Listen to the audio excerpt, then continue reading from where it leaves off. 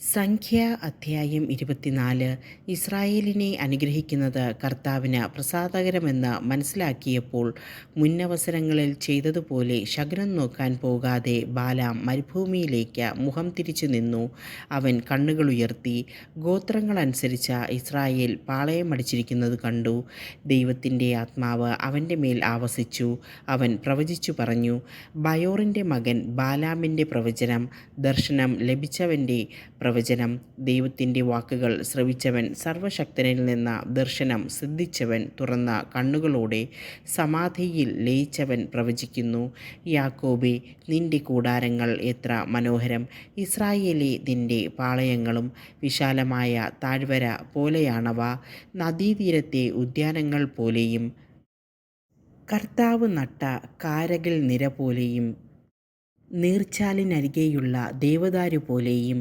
അവൻ്റെ ഭരണികളിൽ നിന്ന് വെള്ളം കവിഞ്ഞൊഴുകും, വിത്തുകൾക്ക് സമൃദ്ധമായി ജലം ലഭിക്കും.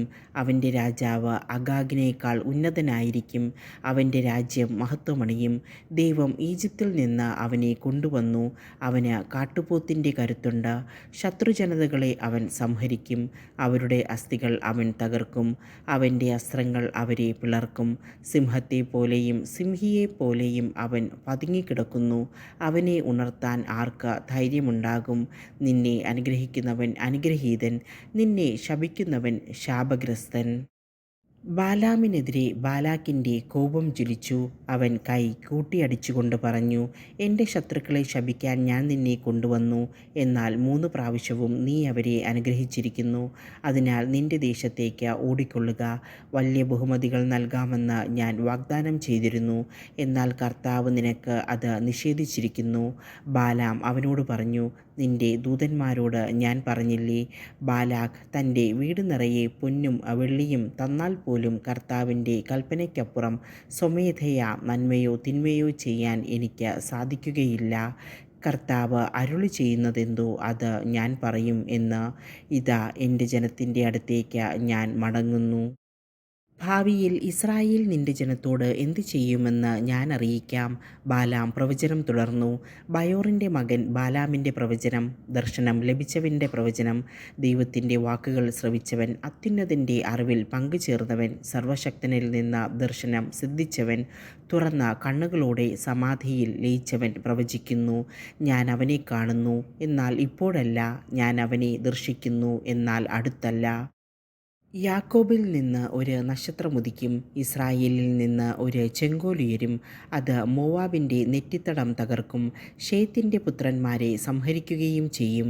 ഏദോം അന്യാധീനമാകും, ശത്രുവായ സെയീറും. ഇസ്രായേലോ സുധീരം മുന്നേറും. ഭരണം നടത്താനുള്ളവൻ യാക്കോബിൽ നിന്ന് വരും, പട്ടണങ്ങളിൽ അവശേഷിക്കുന്നവർ നശിപ്പിക്കപ്പെടും. അവൻ അമലേക്കിനെ നോക്കി പ്രവചിച്ചു. അമലേക്ക് ജനതകളിൽ ഒന്നാമനായിരുന്നു, എന്നാൽ അവസാനം അവൻ പൂർണ്ണമായി നശിക്കും. അവൻ കേന്യരെ നോക്കി പ്രവചിച്ചു, നിന്റെ വാസസ്ഥലം സുശക്തമാണ്, പാറയിൽ നീ കൂടുവച്ചിരിക്കുന്നു, എന്നാൽ നീ നശിച്ചു പോകും. അസൂർ നിന്നെ അടിമയായി കൊണ്ടുപോകും. ബാലാം പ്രവചനം തുടർന്നു. ഹാ, ദൈവം ഇത് ചെയ്യുമ്പോൾ ആര് ജീവനോടിരിക്കും? കിത്തിമിൽ നിന്ന് കപ്പലുകൾ പുറപ്പെടും, അസൂറിനെയും ഏബറിനെയും പീഡിപ്പിക്കും, എന്നാൽ അവനും നാശമടയും.